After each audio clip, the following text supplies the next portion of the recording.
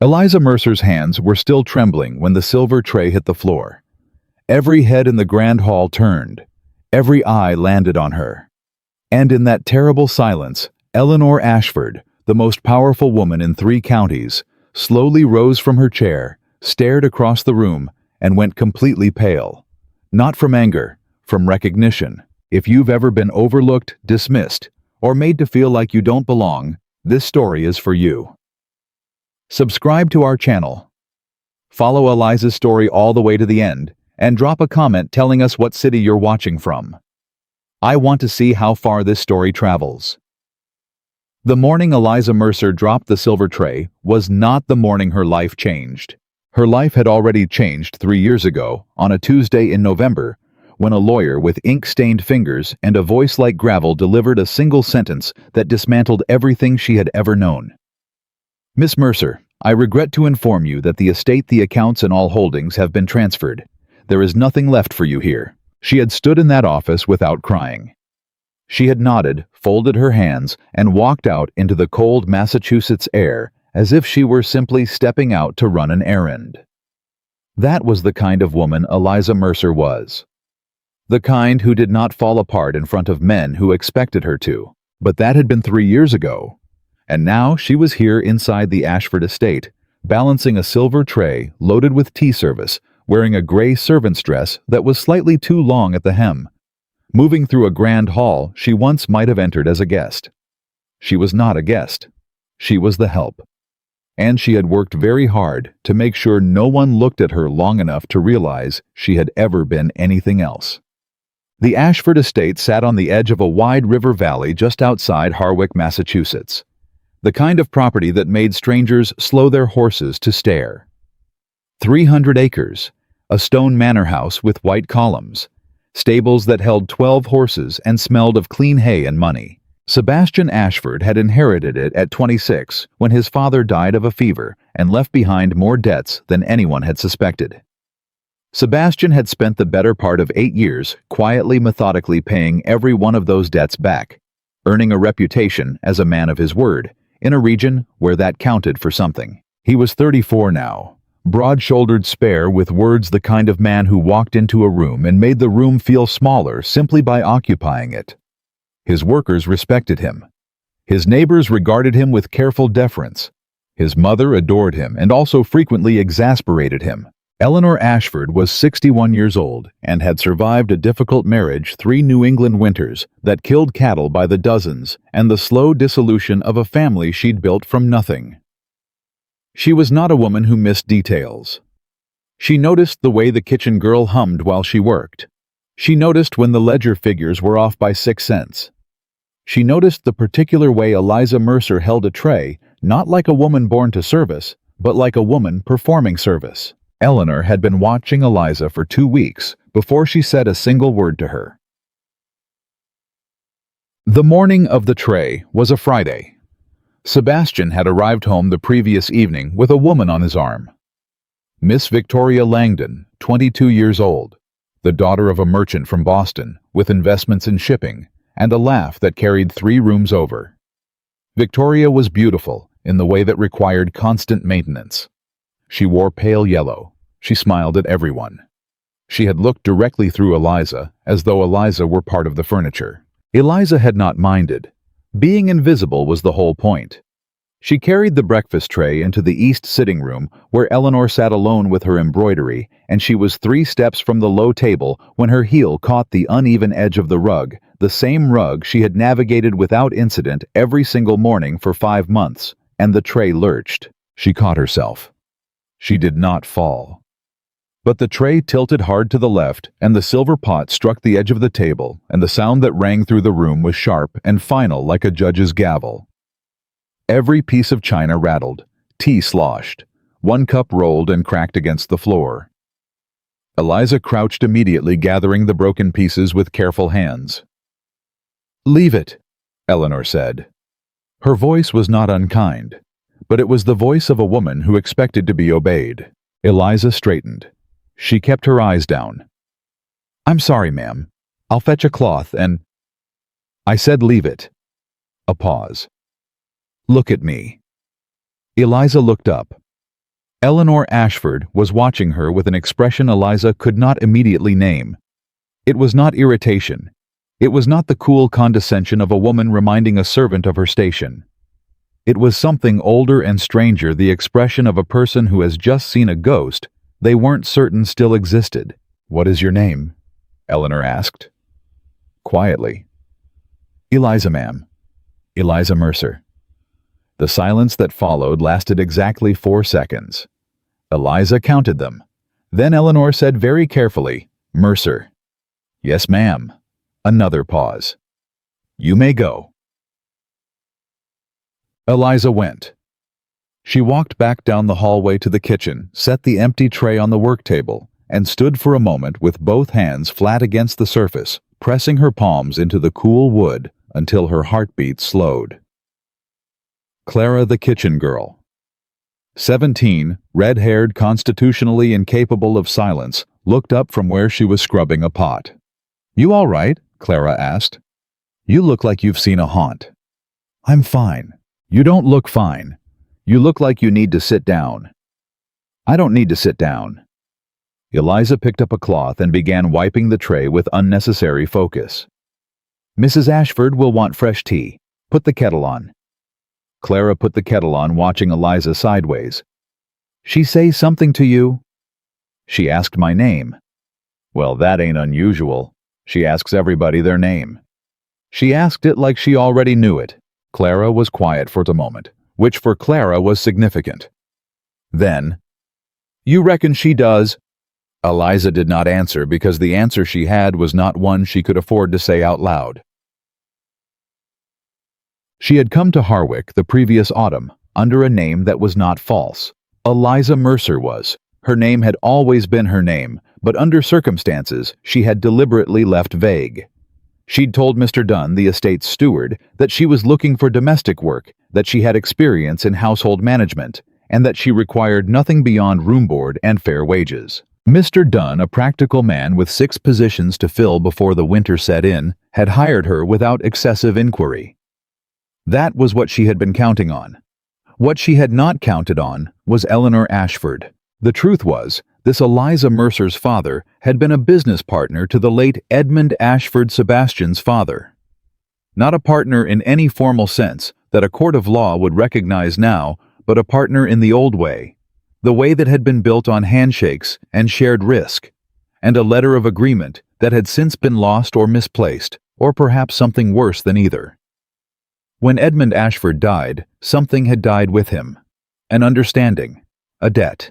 The Mercer family had fallen quietly, efficiently, and with so little public noise that most people in Harwick had forgotten there'd been a Mercer family worth noticing at all. Most people. Said she was pulling linen from the upstairs closet that afternoon when she heard them in the hallway. Sebastian's voice, first low, measured the voice of a man conducting business, even in personal conversation. "I'm not saying the timing is wrong. I'm saying it's fast." Victoria's voice lighter, carrying a slight edge beneath the sweetness. "Fast, Sebastian, we've known each other since April. That's not fast, that's reasonable. I have responsibilities here that won't disappear after a wedding, I know. I'm not asking you to disappear. I'm asking you to make a decision." A pause. Footsteps moving closer. Eliza pressed herself back against the closet wall, arms full of folded linen, and breathed through her nose. "Victoria." Sebastian's voice had gone quieter. "My mother hasn't—" "Your mother." Victoria's tone shifted, still light, but with a newly sharpened edge. "Your mother hired a new kitchen girl last autumn, and apparently finds her more interesting than the woman you intend to marry. I noticed that. Most of the household staff has noticed it too. You're imagining things." "Am I?" A small, precise pause. "That woman, the one with the gray dress, she was speaking French to Mr. Holloway's son yesterday?" "Perfectly. Did you know that—" A beat of silence. "She speaks French," Sebastian said. "Apparently." Victoria's voice was very controlled now. "Which makes me wonder what exactly a woman who speaks French like a schooled lady is doing scrubbing the silver in your estate. Doesn't it make you wonder—" The footsteps moved away. Eliza stood in the dark of the closet holding the linen and did not move for a very long time. She had not meant to speak French. Young Thomas Holloway had been struggling with a phrase from a letter his tutor had assigned. She had overheard him muttering at it in the hallway, had paused, had simply instinctively offered the correct pronunciation. He had looked at her with the guileless astonishment of an 11-year-old discovering that adults occasionally have hidden capabilities. She had instantly regretted it. That evening, she sat at the small desk in her room above the kitchen and made a list of the things that had gone wrong. Eleanor Ashford recognized my name. Victoria Langdon noticed the French. I cannot afford 2 more mistakes. She folded the paper and put it in the pocket of her dress and went downstairs to help Clara with the supper dishes. "You didn't eat today," Clara said. Not an accusation, an observation. "I ate at noon." "Half a biscuit doesn't count as eating." Clara set a bowl of stew in front of her without asking. "You're going to make yourself ill." Clara. "I'm just saying." Clara sat down across from her with her own bowl, folding her hands around it. "I know it ain't my business, but I think it is a little since we share a chimney wall and I hear you when you don't sleep." Eliza looked at her. "I sleep fine. You walk the floor until past midnight." The stew was good. Eliza ate it, which was at least something. "I've just had a lot on my mind," she said finally. "Reckon so." Clara spooned up some stew. "Is it the old Mrs.? She asked Mr. Dunn about you today? Asked him where you came from." Eliza's spoon stopped moving. "What did he tell her?" "He told her he hired you out of desperation in October, and you'd never given him a lick of trouble, which is true, and then she thanked him very politely and walked away, which means she already knew what she wanted to know." Clara regarded her across the table with the frank assessment of a girl much older than 17. "She knows something about you. She knows my name. Does your name mean something to her?" Eliza set her spoon down.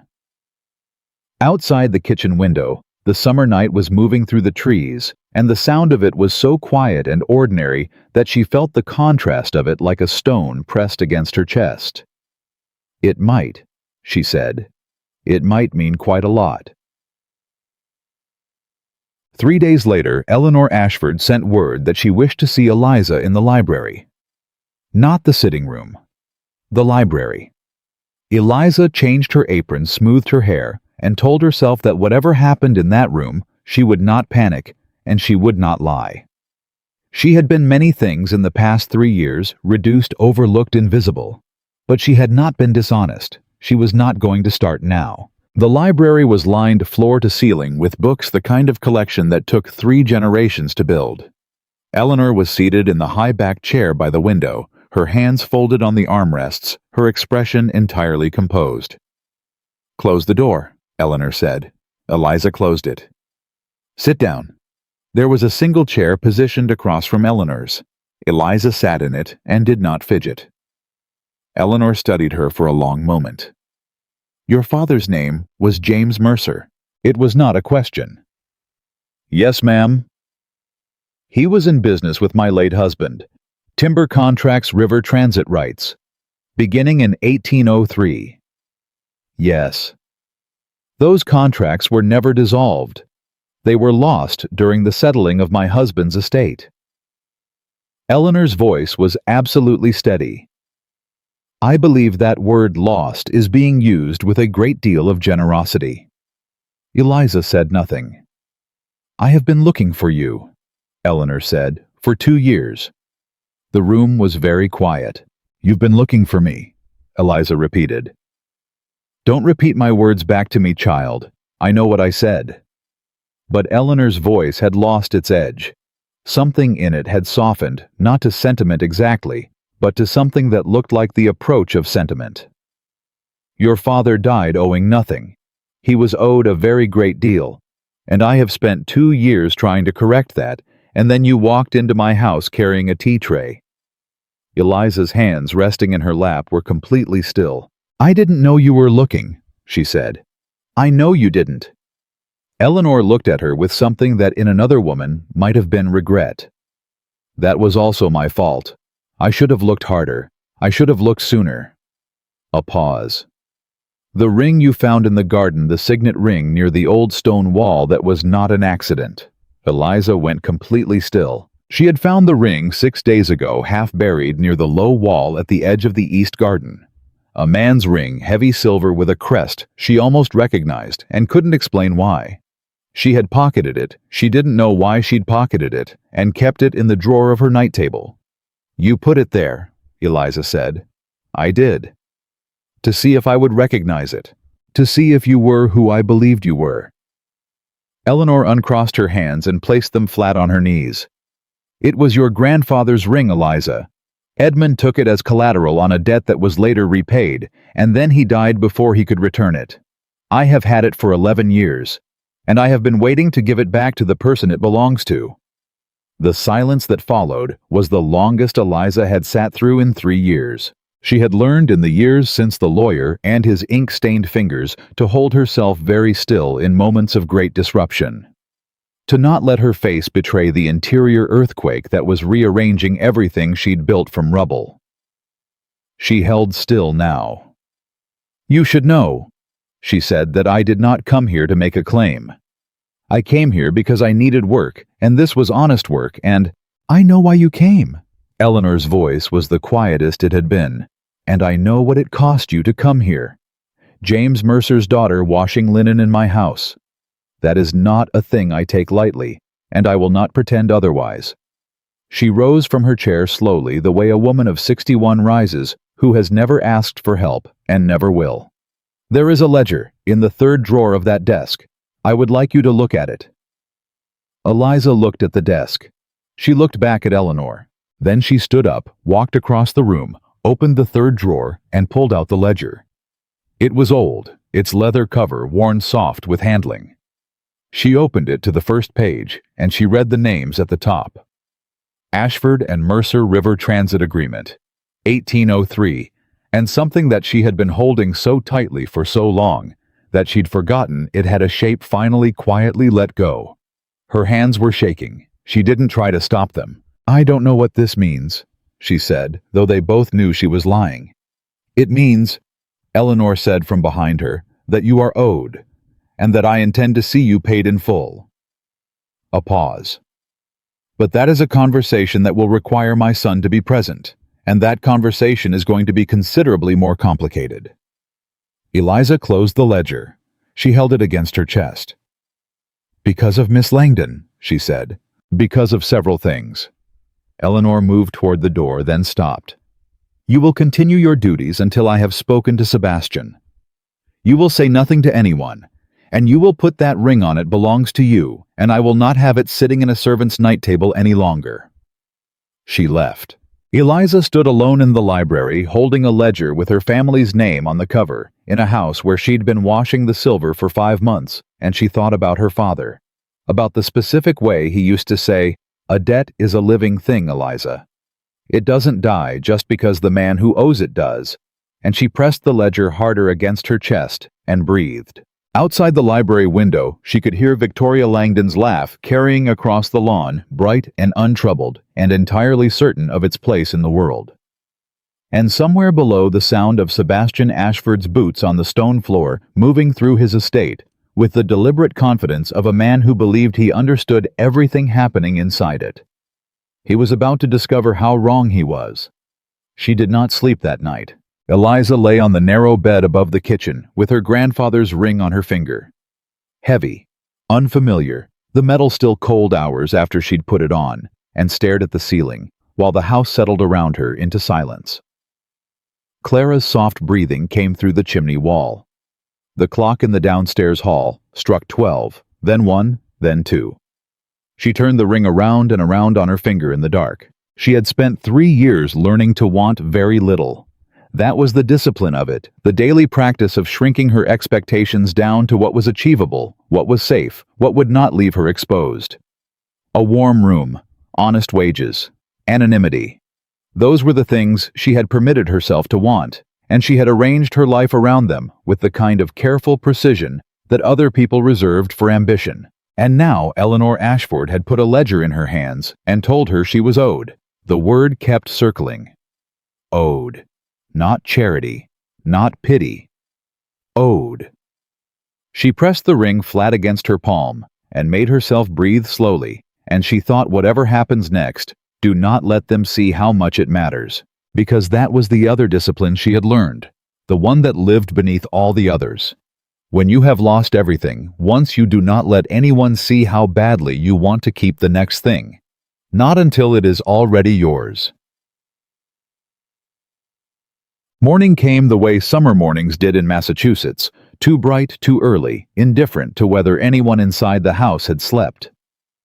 Eliza was in the kitchen before Clara had the fire going and the kettle on, and was cutting bread with a steadiness that surprised her considering the state of her hands 12 hours ago. Clara appeared in the doorway, still pinning her cap, stopped, and looked at Eliza's right hand. "That's a new ring," Clara said. "Yes." "That's not a servant's ring." "No." Clara sat down slowly at the work table. "Eliza, don't. I'm not doing anything, I know what you're doing and I'm asking you not to." Eliza set the bread knife down. "I'll tell you what I can when I can. Right now, I need you to act like you haven't seen anything different. Can you do that?" Clara looked at the ring for another long moment. Then she nodded. "I can do that." "Thank you. But I want you to know," Clara added, standing back up and smoothing her apron with the particular dignity of someone who has decided to be patient against their nature, "that when you are finally ready to tell me everything, I expect it all. Every word." Despite everything, Eliza almost smiled. Every word. She carried the breakfast tray to the east sitting room at the same time as every other morning and found it empty. Eleanor was not there. The chair by the window, usually occupied by 8 o'clock, held nothing but morning light. She set the tray down and stood for a moment in the absence of the woman she had thought would be there, and felt the specific unease of a plan moving without her. Sebastian Ashford was in the main hallway when she came back through, coat on hat in hand, clearly on his way out to the stables. He almost walked past her. Then he stopped. "Eliza." She stopped. She turned. "Mr. Ashford." He looked at her for a moment, with an expression she could not read, not the blank non-recognition of a man who looks through servants, but something that suggested he was actually seeing her, and that the seeing required some adjustment. "My mother has asked me to postpone my morning ride." "I wouldn't know anything about that, sir." "No." He turned his hat in his hands once. "I don't suppose you would." Another pause. "She also asked me to tell you if I saw you to be in the library at 10 o'clock. Eliza kept her face exactly as it was. "I'll be there." He nodded, started to turn away, then, "Eliza, the ring." She went still. "May I ask where you came by it?" The hallway was very quiet. Somewhere outside, one of the stable hands called to another, and a horse answered, and the ordinary sounds of a functioning estate moved around the two of them, as if nothing significant were happening at all. "Mrs. Ashford gave it to me," Eliza said. Carefully, truthfully, Sebastian looked at the ring for a long moment. Something shifted behind his eyes, not suspicion exactly, something more like the slow, uncomfortable recalibration of a man who has just realized the edges of a room are farther away than he estimated. "I see," he said, and then he walked outside. Victoria Langdon was in the corridor outside the library at 9:45. Eliza saw her from the far end of the hall and briefly considered taking a longer route, but Victoria had already turned, and their eyes had already met, and there was nothing to be done about it. "Eliza." Victoria said her name the way she said most things, pleasantly, with just enough precision to communicate that the pleasantness was a choice. "I wonder if I might ask you something." "Of course, miss." "The ring you're wearing." Victoria tilted her head in a small, perfectly calibrated gesture of curiosity. "It's quite unusual for a household servant." "Yes, miss." "Where did you get it?" Two people asking the same question in one morning. Eliza looked at Victoria Langdon, at her pale yellow dress, her composed expression, her absolute certainty that she had the right to ask, and said pleasantly, "Mrs. Ashford gave it to me." Victoria's expression did not change, but something in her eyes did. "Eleanor gave it to you." "Yes, miss." A pause. Victoria glanced at the library door, then back at Eliza. "You have an appointment with her." "At 10 o'clock. "I see." Victoria's voice had gone very smooth, the way ice looks smooth right before it cracks. "And did she tell you why?" "No, miss." Which was not entirely true, but was not entirely false either. Victoria looked at her for a long moment. Then she smiled, small practiced revealing nothing. "Enjoy your morning," she said, and moved past Eliza down the corridor with the composed, unhurried step of a woman who has decided to be unconcerned. Eliza watched her go and thought she is going to be a problem. The library at 10 o'clock held two people, Eleanor in her high-backed chair, and Sebastian standing by the window with his arms crossed and his expression giving away absolutely nothing. Eliza closed the door. She stood with her back straight and her hands at her sides and did not reach for the ring. Sebastian spoke first. "My mother tells me you are James Mercer's daughter." "Yes, and that you have been employed in this household for 5 months under circumstances that were not dishonest but not fully disclosed." "I needed work. I disclosed what was asked of me." "You knew who we were when you applied." "Yes." He uncrossed his arms. "Then why not simply present yourself? Why not write to my mother, or to me, or to our solicitor, and state your claim?" Eliza looked at him steadily. "Because I didn't have a claim, Mr. Ashford.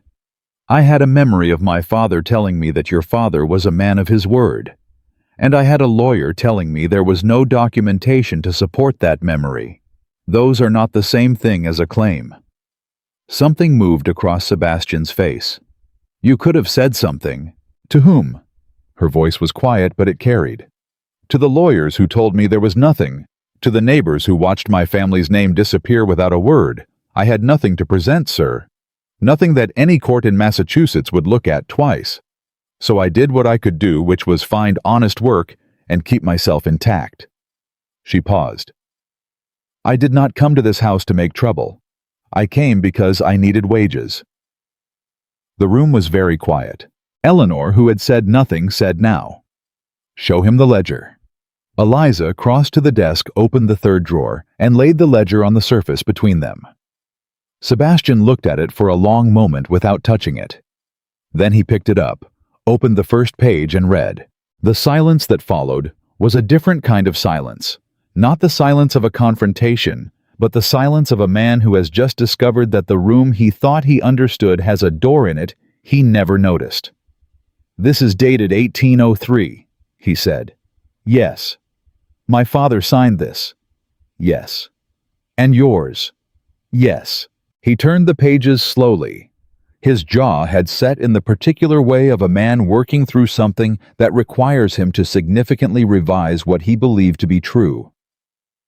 "There's a sum here, a considerable sum." "I know." "And a clause about river transit rights. The Mercer family was entitled to a share of—" He stopped, closed the ledger, set it down with the careful deliberateness of a man who wants to throw it and has decided not to. "Why did no one know about this?" "Because your father died and the men handling his estate had reasons to make certain documents disappear." Eleanor's voice was absolutely flat. "I did not discover this ledger until 14 months after Edmund's death, and by that time James Mercer had been dead for 6 months and Eliza had disappeared from Harwick, and I did not know where to begin looking." Sebastian turned to look at his mother. "You knew about this for 2 years." "I have been attempting to correct it for 2 years. You didn't tell me." "I was trying to find the girl first." Eleanor held his gaze without flinching. "And then she walked into my house carrying a tea tray, and I needed to be certain before I said anything to anyone, because certainty matters here, Sebastian. This is not a situation that benefits from half measures." Sebastian turned back to Eliza. She had not moved. He studied her the way he might study a map he had misread, with the particular focus of a man who is recalculating from the beginning. "You are owed a portion of this estate's income, Going back to the date of my father's death. It appears so. That is not a small amount of money. No. And you've been washing my linen. The word hit the room. Not cruelly, he hadn't meant it cruelly, but it landed between them with the full weight of everything it implied, and Eliza felt it the way she felt. Most things, she'd spent 3 years training herself not to feel directly in the chest without the buffer of numbness she usually managed. I've been doing an honest day's work, she said, which is more than was done for my father. Sebastian looked at her for another long moment. Then he turned to the window. She couldn't see his face. She watched his shoulders and waited. I will contact our solicitor today, he said. I want this reviewed, independently. He turned back. Not because I doubt the ledger, but because when I make this right, and I intend to make this right, I want it done correctly, legally, in a way that cannot be undone by the next man who decides some documents ought to go missing. Eliza had been holding herself so carefully for so long that she almost missed the moment when something in her simply released. Quietly, without spectacle. Thank you, she said. Don't thank me yet. His voice was rougher than it had been. This is going to be complicated. There are people in this county who will not like it, and there is someone in this house who is already asking questions she shouldn't be asking. He meant Victoria. They all three knew he meant Victoria. I know, Eliza said. Then you'll need to be patient for a little while longer. She almost laughed. 3 years of patient, and he was asking for a little while longer. I know how to be patient, Mr. Ashford, she said. It's the one thing I've had sufficient practice at. She did not go back to the kitchen right away. She went out through the side door and stood in the east garden for a while, in the place near the low stone wall where Eleanor had buried her grandfather's ring, and she turned the ring around on her finger and looked at the river valley spread out below the hill. She had grown up looking at this valley. Not this garden, not this wall, but a different house, a different garden, the same river catching the same light. Her father had taken her to sit by the river on summer evenings when she was small, and he had told her things about worth, about character, about the difference between what a person owns and what a person is. Things can be taken from you, Eliza. Property can be lost. Names can be muddied. But what you are, that's not a thing anyone can take if you don't let them. She had tried to believe that for 3 years. Some days it was easier than others. She was still standing there when she heard footsteps on the path, and she turned to find Clara hurrying toward her with her cap askew and her expression announcing emergency before her mouth did. You need to come inside, Clara said, a little breathless. What happened? Miss Langdon happened. Clara stopped in front of her and lowered her voice, even though they were alone on the path. She's been in the steward's office for the last half hour, asking Mr. Dunn questions. Eliza went very still. What kind of questions? About you. About where you came from, who your family is, why Mrs. Ashford has taken a particular interest in a kitchen girl. Clara's eyes were wide and very serious. And she sent a letter out. I don't know who to. One of the young men from the stable took it to the post road 20 minutes ago. A letter. Eliza's mind moved quickly and without kindness through the implications. Victoria was smart. Victoria had noticed the French the ring Eleanor's attention.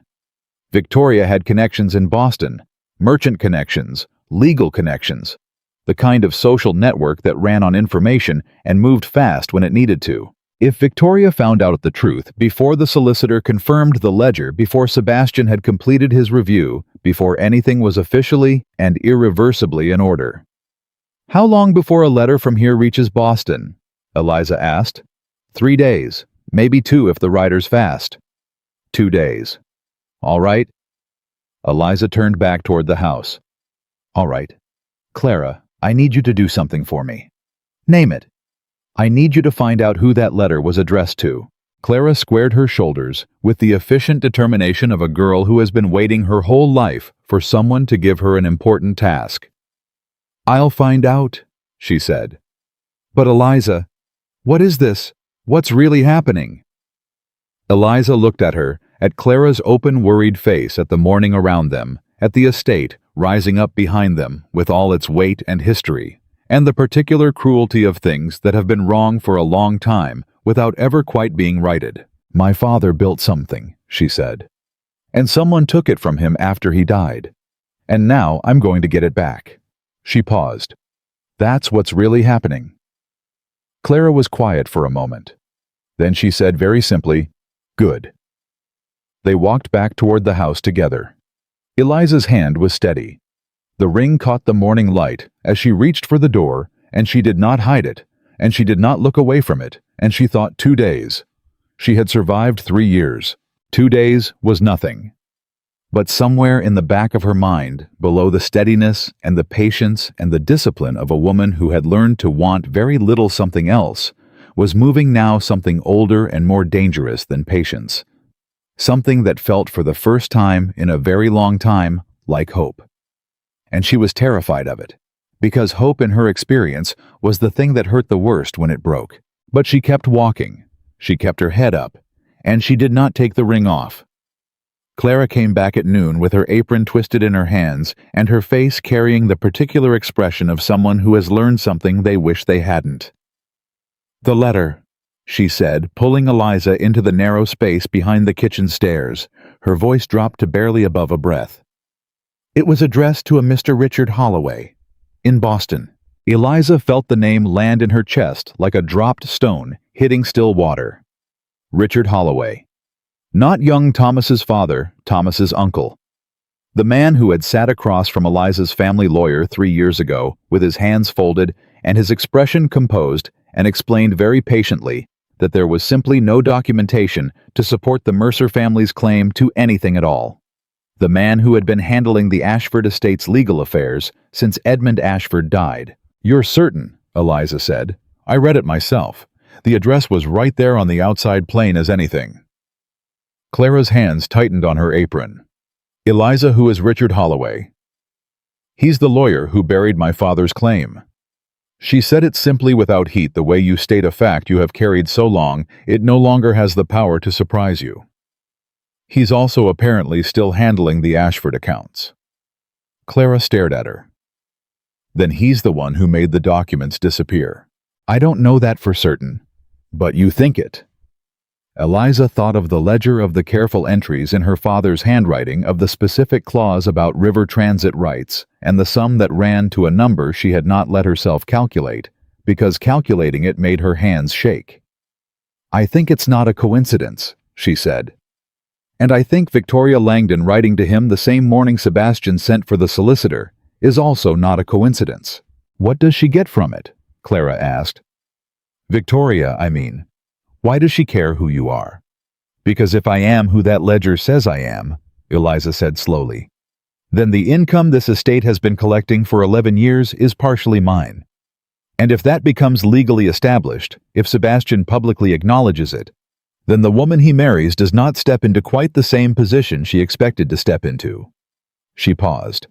Victoria Langdon did not agree to share. Clara was quiet for a moment. Then, "How long before Holloway acts on that letter?" "If he's smart, and he is smart, he'll be on a horse before the week is out." "And Sebastian's solicitor?" "Sebastian sent for him this morning. He could be here by Thursday." She pressed her back against the wall and breathed through the calculation. Thursday was 3 days. Holloway could reach Harwick in 2 if he pushed. Which meant whatever Richard Holloway intended to do, he would have time to do it first. "I need to talk to Sebastian," she said. Clara looked alarmed. "You can't just walk up to—" "Not here, not in the house." She was already thinking through it. "He rides out to the eastern pasture every afternoon to check the fence line, alone. It's the one time in the day he's without anyone listening." She straightened. "I'll find him there." "And say what—" Eliza reached up and touched the ring on her finger, steady grounding real. "The truth," she said. "All of it, before someone else gets there first." He was at the far end of the eastern pasture, crouched over a section of fence post that had tilted with the summer rains when she came across the field toward him. He heard her footsteps in the grass and turned, and when he saw who it was, he stood up slowly, with an expression that said he was not entirely surprised. Eliza. Mr. Ashford, I'm sorry to disturb you. You're not disturbing me. He studied her face. Something's happened. She did not cushion it. Victoria sent a letter this morning to Richard Holloway in Boston. He's your estate solicitor. He was also the lawyer who told me 3 years ago that there was no documentation supporting my family's claim. Sebastian went very still. She sent it before 10 o'clock, Eliza continued. Before your meeting with your mother. Before you sent for your own solicitor. She held his gaze. I don't believe that's coincidence, Mr. Ashford, and I think you know it isn't either. He did not look away from her. The silence between them was the kind that does not ask to be filled. How do you know about the letter? Does it matter? A pause. No, he said. No, I suppose it doesn't. He turned away from her briefly, one hand going to the back of his neck, and she watched him work through it, through what it meant that the woman he'd brought home was already moving against a claim he'd only learned about this morning. Through what that said about Victoria. Through what it said about how much she'd understood before anyone told her anything. She's known something was wrong since she got here, Eliza said quietly. She's observant. And she's not careless. No. His voice was controlled. She's not. If Holloway arrives before your solicitor reviews the ledger, I know what it means. He turned back. His eyes were direct and very serious. How long have you known about Holloway, about his role in your father's estate? I suspected from the beginning. I had no proof. And now, I still don't have proof. I have a letter I can't produce as evidence and a suspicion that's been living in my chest for 3 years. She met his gaze without flinching. But you have the ledger, and your solicitor is coming. And whatever Holloway plans to do when he arrives, he cannot unmake your father's signature. Sebastian looked at her for a long moment. Then he said something she did not expect. I'm sorry. She blinked. Sir, my father signed that agreement. My estate has been collecting income that should have been going to your family for 11 years, and you spent 5 months washing linen in my house rather than say a word about it because you had no proof and no one to trust and no reason to believe anyone would listen. The words came out even, but there was something beneath them that was not even at all. I'm sorry that was the situation you were in. I'm sorry I didn't know sooner. Eliza opened her mouth, closed it, swallowed the thing that rose in her throat. You didn't make it that way, she said finally. You were managing your own inheritance when this happened. You couldn't have known. My mother knew. Your mother has been trying to correct it. For 2 years while you were... He stopped. His jaw was tight. You're very generous. I'm practical. She said it steadily, though her hands were not entirely steady. Anger costs more than I can afford right now. I've learned to spend it carefully. He was quiet for a moment. When he spoke again, his voice had shifted, still serious, but with something underneath it that was less controlled, more human. The night you arrived, October. Who brought you to Dunn? No one. I walked from the post road. Alone. Yes. In October. I had a coat. He looked at her, and it was a different kind of looking than before. Not the recalculating look of a man reassessing a legal situation, but something more direct and considerably less comfortable for both of them. You are the most self-contained person I have ever met, he said, and I cannot tell if that is a strength or if someone made it necessary. Eliza's chest did something complicated. Both? She said. I think it's always both. Yes. She was back in the kitchen before supper peeling potatoes beside Clara, with the determined normalcy of someone who has decided that routine is the most productive form of sanity. Clara kept shooting her sidelong glances. Eliza kept peeling. She was 3 potatoes into composure when the kitchen door opened and Victoria Langdon walked in, not the hesitant entry of a woman uncertain of her welcome. The deliberate, composed entry of a woman who has decided to make a point by choosing an unexpected location. Clara froze. The potato knife stopped in Eliza's hand. Victoria looked around the kitchen with an expression of polite curiosity, then settled her gaze on Eliza. "I'd like to speak with you," she said. "Of course, miss." Eliza set the knife down, wiped her hands on her apron, turned to face her with the same steadiness she brought to everything. Victoria waited until Clara, reading the room with appropriate alarm, found a reason to check something urgently in the pantry. Then she crossed her arms, not aggressively, but with the particular posture of a woman who is arranging herself for a negotiation, and said, "You spoke with Sebastian this afternoon. I brought a concern to Mr. Ashford's attention." "Yes." "A concern." Victoria repeated the word, the way you repeat a word someone has chosen badly. "About a letter I wrote." Eliza said nothing. "I know you know about the letter," Victoria said, calmly. "I'm not here to deny writing it. I'm here to be honest with you because I think you're an intelligent woman, and I think dishonesty would insult you." She paused. "Whatever you believe your claim to be, whatever my future mother-in-law has told you or given you, I need you to understand what happens if this becomes public. And what does happen. Scandal, the kind that doesn't go away." Victoria's voice was steady, but it had a texture now, the texture of something genuine beneath the composure, something that was closer to fear than she wanted Eliza to see. A respected family's legacy dragged through county gossip. Questions about every business decision Edmund Ashford made. Questions about Sebastian's stewardship. And you, she stopped, you would be the cause of it.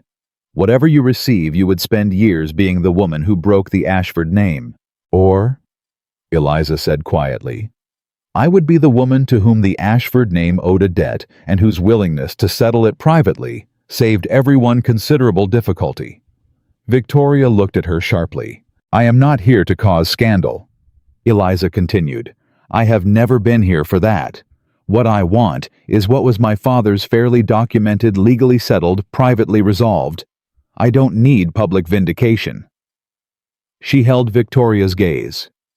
"But if Richard Holloway arrives in this county with the intention of making that ledger disappear the way the first documents disappeared, then private resolution will no longer be an option.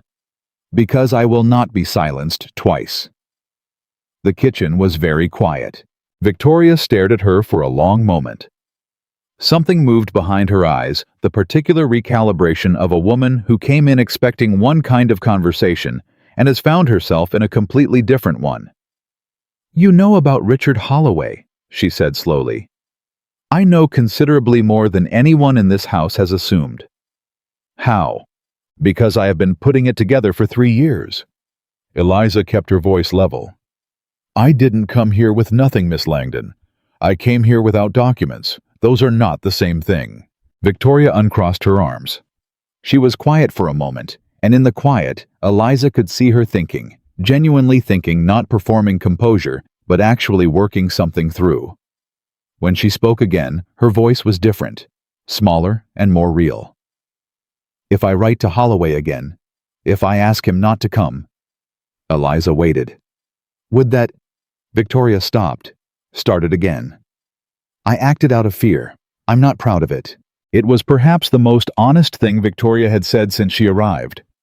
Eliza felt the truth of it, the weight of it, a young woman in a house that suddenly shifted beneath her feet, reaching for the most available instrument of self-protection. It was not so different from what Eliza herself had done in harder circumstances. "Write the letter," Eliza said. "Tonight. I'll say nothing about the first one." Victoria looked at her. "Just like that. Just like that. On one condition. Name it." "Whatever happens when the solicitor arrives, whatever the ledger confirms, you don't interfere with it. Whatever is mine, you let it be mine. And whatever is yours, whatever Sebastian chooses for his own reasons, I will not interfere with that either." The silence stretched. Then Victoria gave a single tight nod. "Agreed." She turned to leave. At the door she stopped, and for just a moment the composure fell away entirely, and she was simply a young woman in a complicated situation, looking back at a person she had badly underestimated. "You would have made a very good lawyer," she said. Eliza picked up the potato knife. "My father always said so." Tire. The solicitor arrived on Wednesday, a day earlier than expected, which meant Sebastian had impressed upon his messenger a sense of urgency that even the postal roads couldn't ignore. His name was Mr. Garrett, and he was a small, precise man with ink-stained fingers that reminded Eliza painfully of that first lawyer 3 years ago, but his eyes were different, sharper. The eyes of a man who reads documents for pleasure, not performance. Eleanor received him in the library. Sebastian was present. Eliza was not yet. She waited in the kitchen with Clara, who had given up any pretense of working, and was sitting with her hands folded on the table, watching the door. "How long has it been?" Clara asked. 40 minutes. "Is that good or bad?" "I don't know." Another 20 minutes passed. Then Mr. Dunn appeared in the kitchen doorway, a man who had hired Eliza in October without excessive inquiry, and who now wore the expression of someone recalibrating that decision significantly. "Miss Mercer," he said, "Mr. Ashford would like you in the library." She stood, smoothed her apron, left it on. She was not going to pretend to be something she hadn't been. She walked out of the kitchen in her gray dress with her grandfather's ring on her finger and her shoulders straight, and her face giving away nothing. The library held 3 people when she entered: Eleanor in her chair, Sebastian standing, and Mr. Garrett at the desk with the ledger open in front of him and 2 additional documents she had never seen before laid out beside it. Mr. Garrett looked up when she came in. He looked at her for a moment with the focused attention of a man who has been told something remarkable and is now assessing its accuracy in person. "Miss Mercer," he said, "please sit down." She sat. "I've reviewed the ledger," he said without preamble, which she already appreciated. "And I've cross-referenced it with 2 additional documents Mrs. Ashford provided from the estate archives documents that were not part of the official estate settlement 11 years ago, based on what I've examined this afternoon." He paused, and in that pause, Eliza felt her heartbeat very clearly, the way you only feel it when the rest of the world goes quiet. The Ashford and Mercer Agreement of 1803 is legally valid and binding. The dissolution that was filed in 1811 was incomplete. Specifically, it omits a countersignature that was legally required, which means the dissolution itself has no legal standing. He said it the way lawyers say, everything clearly without drama, the facts arranged in their proper order. But Eliza heard 11 years of income. Legally valid. No legal standing. She heard her father's voice, a debt is a living thing. She heard nothing else for several seconds. "Miss Mercer?" Sebastian's voice came from her left, and it brought her back into the room. She turned.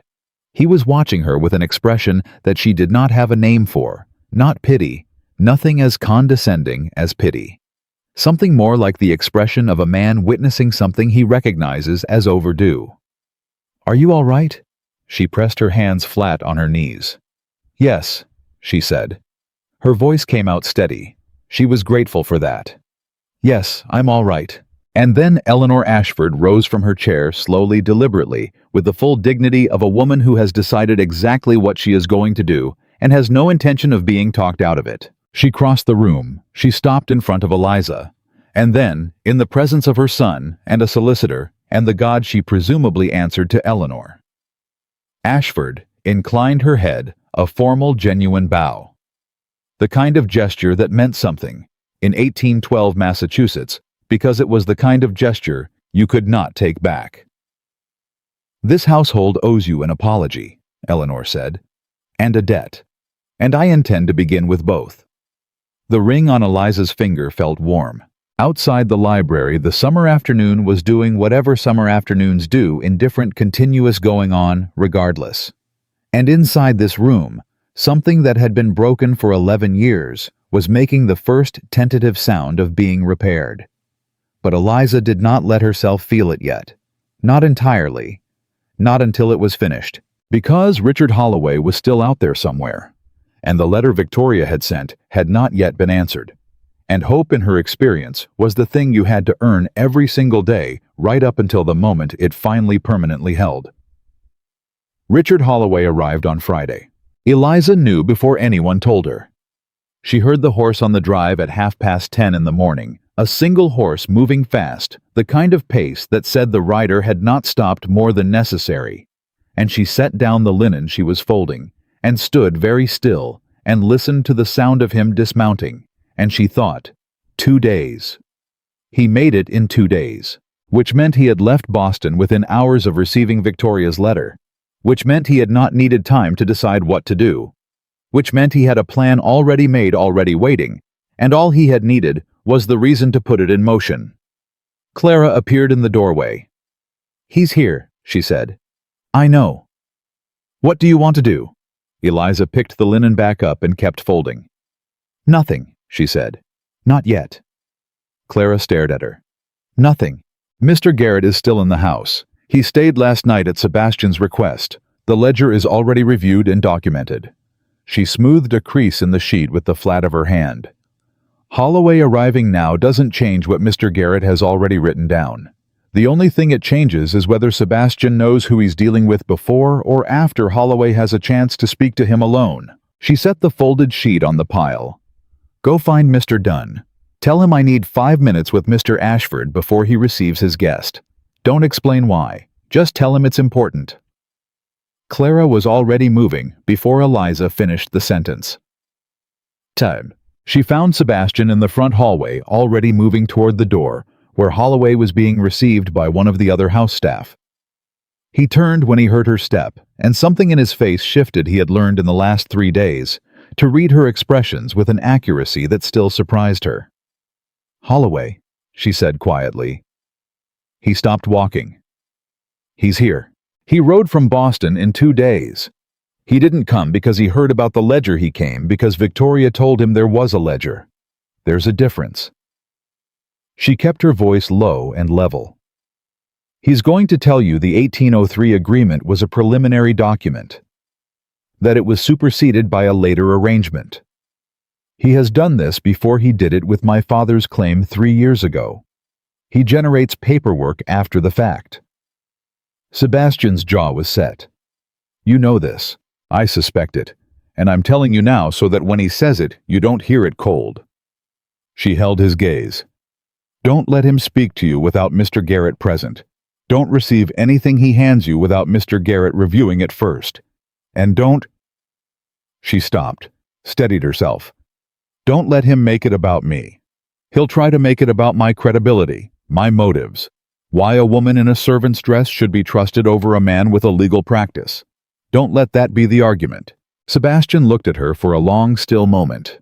Then he said, "I know how to receive a lawyer, Eliza. I know you do. I'm telling you this because the last time I trusted someone to handle this correctly, my family lost everything." She said it without accusation, without heat, simply as a fact that lived in her. "So forgive me for making sure." Something moved across his face, not offense, something considerably more complicated than offense. "Stay close," he said. "I may need you." He walked toward the door. She stayed close. Holloway was exactly what she remembered. 60 years old, broad through the chest, the kind of physical presence that suggested authority without requiring it to be stated. He had heavy eyebrows and small sharp eyes that moved quickly around a room cataloging exits and advantages with the efficiency of a man who has spent 4 decades making sure he always knows more than the person across from him. He saw Eliza the moment Sebastian brought him into the sitting room, where Mr. Garrett was already waiting with the ledger on the table.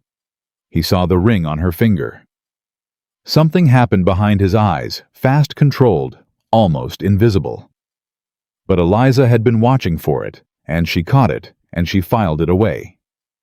"Sebastian."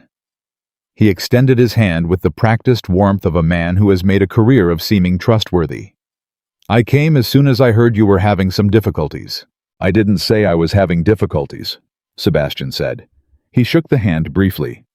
"I said I was reviewing some estate documents. You'll know Mr. Garrett. He handles our property matters in the Western County." Holloway's eyes went to Garrett. A flicker of something assessment recalculation before the warmth came back. "Of course. Good to see you, Garrett." "Holloway." Garrett's voice was professionally neutral. And this is... Sebastian turned slightly. Miss Eliza Mercer. She has an interest in the matter we're discussing. Holloway looked at her. She looked back at him. Neither of them pretended they were strangers. Miss Mercer, he said, smooth as river water over stone.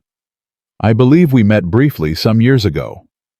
3 years ago, she said, in your office, when you explained to me that there was no documentation supporting my family's claim to anything. A pause. Just long enough to acknowledge the words without conceding them. I remember. A difficult situation. I'm sorry for your loss. Are you? She said. It was not a question. He heard it as one anyway. Perhaps, he said, turning back to Sebastian with the ease of a man pivoting away from a conversation that has become inconvenient. We could discuss this privately. There are some complexities that... We're fine as we are, Sebastian said. Sit down, Richard. The use of the first name was deliberate, establishing that this was Sebastian's room. Sebastian's conversation, and that Holloway's usual position of authority, did not apply here. Eliza saw Holloway register. It saw the small adjustment in his posture. He sat down. He was good. She had known he would be good. He had been practicing this particular skill for longer than she'd been alive, but watching him work in real time was still something to reckon with. He produced documents. 3 of them pulled from a leather case he'd carried from Boston, laid on the table, with the confidence of a man presenting evidence he knows cannot be disputed. The 1803 agreement, he said, tapping the first, was indeed signed by both Edmund Ashford and James Mercer. No one disputes that. He tapped the second document. However, in 1806, a revised arrangement was filed here. You'll see both signatures, which effectively superseded the original and restructured the income-sharing terms considerably. Garrett picked it up, examined it, said nothing. The 1806 revision placed the river transit income entirely within the Ashford estate operating accounts. Holloway continued with a separate provision for a one-time payment to the Mercer family, which was in fact made. He tapped the third document. A receipt signed by James Mercer himself, acknowledging full and final settlement of all claims arising from the 1803 agreement. Silence in the room. Eliza looked at the receipt. At her father's name in the signature line. At the date, March 1806, and the sum listed. And something cold and old moved through her. She knew her father's handwriting. She had grown up watching him write letters at his desk on winter evenings, his particular way of forming the capital J, the way his M's connected in a specific unhurried loop. The signature on that document had the right letters. It did not have the right hand. May I see it? She said. Holloway's eyes went to her. This is a legal document, Miss Mercer. It's not... Let her see it, Sebastian said. Holloway slid it across the table. Eliza picked it up and looked at it carefully, at the signature, at the ink, at the specific weight of the letters. Her father had signed his name thousands of times in her presence. She had mailed his letters, witnessed his agreements, sat at his elbow when she was small, and watched the pen move. My father did not sign this, she said. The room went very still. Miss Mercer, Holloway began. I know his handwriting. She set the document down and looked at Holloway directly. The J is wrong. My father's J curved left.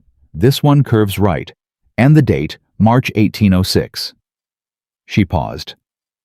My father was ill in the spring of 1806. He spent 6 weeks in bed with a lung fever. He signed nothing in that period. I was there. Illness does not prevent. He could barely hold a cup. Her voice was quiet and absolutely certain. He could not have held a pen. Garrett had picked up the document again. He was looking at it with the focused attention of a man who has just heard something that reframes everything he's examining. Sebastian was looking at Holloway. Holloway was looking at the table. And in that silence, in the specific quality of a silence that fills a room, when someone has said an undeniable truth and everyone present knows it, Richard Holloway made a mistake. He reached for the document. Sebastian put his hand over it first. Leave it, Sebastian said. His voice was very quiet and very final. Holloway left without the documents. He left with the careful, contained dignity of a man who knows he has lost the room but has not yet decided what to do about it, which was in some ways more dangerous than a man who had simply admitted defeat. Eliza watched him ride out from the upstairs window, not hiding, not pretending not to watch, simply watching, and thought about what came next. Because a man like Holloway did not ride 2 days from Boston to lose gracefully. He would go back. He would regroup. He would look for the angle she hadn't covered. She was still at the window when the door opened behind her and Sebastian came in. "The document is a forgery," he said, not a question. "Yes. Garrett agrees with you. He's already written it down." He stopped a few feet behind her. "He's going to petition the county court on Monday for a formal review of all estate documents filed in the 5 years following my father's death. Holloway will contest it. He can contest it from wherever he likes. The forgery is documented. His own client or former client can testify to the circumstances." He paused. "You were right. He generated the paperwork after the fact. He's been doing it for years, probably. My father wasn't the only one." She turned from the window. "You should know that before you're done. There may be others who were treated the same way." Sebastian looked at her. In the afternoon light, he looked tired, the particular tiredness of a man who has spent 2 days methodically dismantling his own assumptions and is only now beginning to feel the weight of it. "I know," he said. "We'll find them." "That's a large undertaking." "Yes." He met her eyes. "It is." The room was quiet for a moment. Outside, somewhere on the property, Clara was laughing at something, her full, uncomplicated laugh that carried in the summer air, and the sound of it was so ordinary and alive that Eliza felt it like a hand on her shoulder. "What happens now?" she asked. "Practically, what does the review mean for—" "It means you're not leaving this house," Sebastian said. "Not until it's settled. Not until everything that belongs to you is formally and legally confirmed as yours." He said it simply, without drama, the way he said most things. "You'll take a proper room. Not the one above the kitchen." She opened her mouth. "Don't argue with me about this." "I was going to say, Eliza." Just her name, the way he'd said it that first morning in the hallway, but different now, closer, less formal, the way you say a name when you've stopped practicing how to say it. "I know you can manage on your own. You have managed on your own admirably for 3 years. I'm asking you to let someone else carry part of it for a while, just a while." She looked at him, at the tiredness in his face, the directness in his eyes, the specific way a man stands when he is saying something he means without quite saying all of it. "All right," she said quietly. He nodded, turned to go, stopped at the door. "For what it's worth," he said without turning around. "My mother was right about you. She told me the morning after she recognized your name that you were the most composed person she had encountered in 30 years. A pause. "She's not easily impressed." "I know," Eliza said. "She told me." He made a sound that in another man she might have called a laugh. Then he left. She stood alone in the room with the summer afternoon around her. And for the first time in a very long time, she did not immediately pick up the next task, or reach for the next problem, or brace herself for the next thing that could go wrong. She simply stood. She let herself feel it just for a moment, just the edges of it. The ledger confirmed, the forgery exposed. The room above the kitchen replaced by something that meant for the first time in 3 years that she did not have to disappear. But the thought arrived quietly underneath all the rest. Holloway is not finished. And until he was truly legally permanently finished, neither was she. She touched the ring on her finger, breathed in, breathed out. Then she went downstairs to tell Clara she was moving rooms and listened to Clara's reaction with something she was startled to recognize after such a long absence as joy. Victoria found her that evening.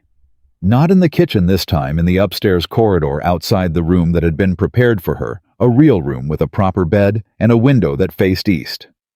Eliza was carrying the small bundle of her belongings. Everything she owned still fit in one bundle, which was its own kind of statement, when Victoria appeared at the end of the hall. They looked at each other. "Holloway is gone," Victoria said. Yes. I wrote the second letter this morning, before he arrived. She said it without prompting, without being asked. I told him not to come. Apparently he'd already left. Her voice carried the flat self-recrimination of someone who acted too late and knows it.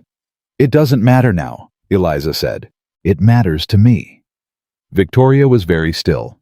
She looked for the first time since Eliza had met her genuinely uncertain, not performing uncertainty, not using it as a social tool, but actually standing in it. I made a choice that could have hurt you very badly. The fact that it didn't is not to my credit. Eliza regarded her for a moment. No, she said. It isn't. And then, but you chose differently when you had the chance to choose again. That's not nothing. Victoria was quiet. Sebastian, she started. Is Sebastian's choice to make, Eliza said. As I told you before, I meant it then, I mean it now. Something shifted in Victoria's expression, complex and real and a little raw. She gave a nod, brief, sincere, without the performance of composure, and walked away. Eliza pushed open the door to her room, set her bundle on the chair, looked at the window, the bed, the space that was at least temporarily simply hers. Tomorrow, Mr. Garrett would begin the formal review. Holloway would make his next move from wherever he'd retreated to. The county would eventually hear what had happened, and opinions would form, and the world would do what it always did, weigh in on things it hadn't witnessed with the confidence of people who had. But tonight, the room was quiet. The ring was on her finger. Her name was in a ledger that a court of law would now examine. And for the first time in 3 years, Eliza Mercer slept. She slept for 6 hours, the longest she had slept in 3 years, and woke before dawn with the particular clarity of a person whose body has finally decided the emergency is over. It hadn't decided correctly, but she appreciated the optimism. Mr. Garrett left for the county seat on Monday morning with the ledger, the forged receipt, and 4 pages of his own sworn documentation. Sebastian rode with him as far as the post road, then turned back. Eliza watched them go from the upstairs window, her window now east-facing, the one that caught the morning light first, and told herself that the next phase belonged to lawyers and courts, and the slow machinery of legal process, and that there was nothing more she could do but wait. She had never been good at waiting. By Tuesday, she had reorganized the estate's household accounts, identified 3 discrepancies in the linen inventory that had been propagating uncorrected for 2 years, and translated a letter from a French shipping contact that had been sitting unanswered on Mr. Dunn's desk since April, because no one on staff could read it. Mr. Dunn found her at his desk on Wednesday morning and stood in the doorway for a long moment. "Miss Mercer," he said carefully, "are you working?" The French letter needed a response. She looked up. "I hope that's all right. I left the draft on top. You can discard it if you'd prefer to handle it differently." He looked at the draft. He looked at her. He looked at the ring on her finger, which everyone in the house had now noticed, and no one had directly addressed with the exception of Clara, who had addressed it comprehensively and repeatedly. "I'll send it as written," he said, and left. The county received the news the way small communities receive any significant news, slowly at first, then all at once. By Thursday, 3 families who had done business with the Ashford estate had sent quiet inquiries to Mr. Garrett's office. By Friday, 2 of them had retained their own lawyers. Eliza heard this from Sebastian, who told her in the library, standing at the window with his back half turned, the way he did when he was saying something that required more internal effort than he intended to show. Holloway had other clients, he said, other estates he managed after a death in the family. Garrett thinks there may be 4 or 5 similar situations. I told you there might be others. You did. He turned slightly. You were right. I take no satisfaction in it. I know you don't. He was quiet for a moment. There's going to be a hearing. County court 3 weeks from Monday. Garrett wants you there. I expected that. It will be public. He met her eyes. Everything that's been private until now, the ledger, the forgery, your employment here, the circumstances, it will all be stated in an open court. People will talk. People are already talking. More people.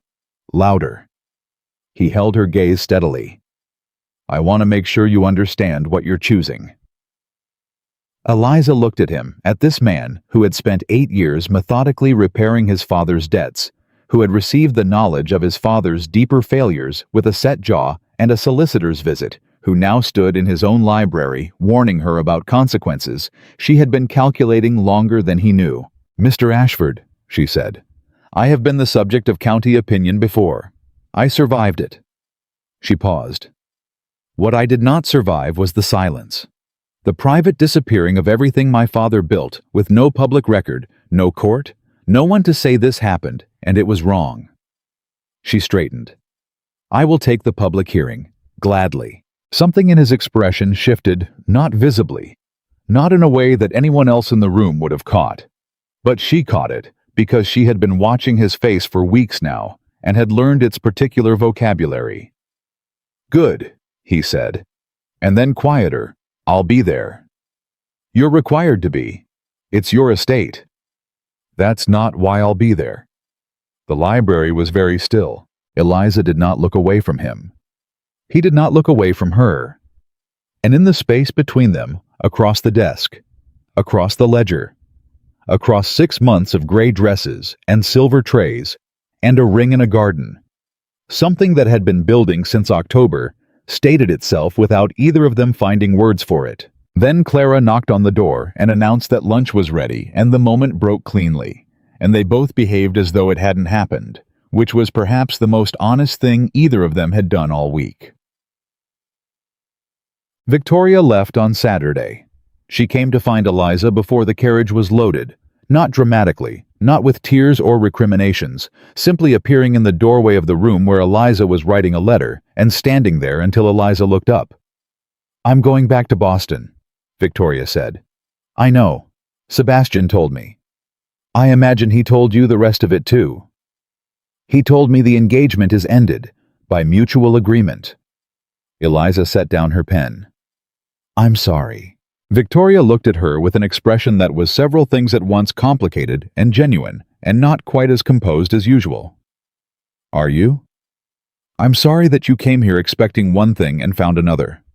I'm sorry it was difficult. She paused. I'm not sorry for what I am, or for what belongs to me. But I am sorry for your part in it. Victoria was quiet for a moment. Then she said with the particular honesty of a woman who has decided she is done performing. He was never going to love me the way he should have. I think I knew that before I came here. I was just... She stopped, hoping the legal and financial arrangements would be sufficient. Sometimes they are. Not for me. She said it simply as a fact about herself that she'd apparently only recently confirmed. I want what my parents have, which is an embarrassing thing to admit at my age in this century. It's not embarrassing, Eliza said. It's honest. Victoria looked at her for a long moment. You'll be all right, she said. It wasn't quite a question. I've been all right through worse. Yes. Something in Victoria's expression softened, not to sentiment exactly, but to genuine regard, the kind that is all the more real for being unexpected. I believe you have. She turned to go. At the door, Eliza. For what it's worth, whoever your father was, he raised someone remarkable. I hope the court sees that. She left. The sound of her footsteps went down the hall, down the stairs, and out of the house. Eliza picked up her pen, set it back down, sat for a moment with the quiet that Victoria had left behind, which was different from the quiet before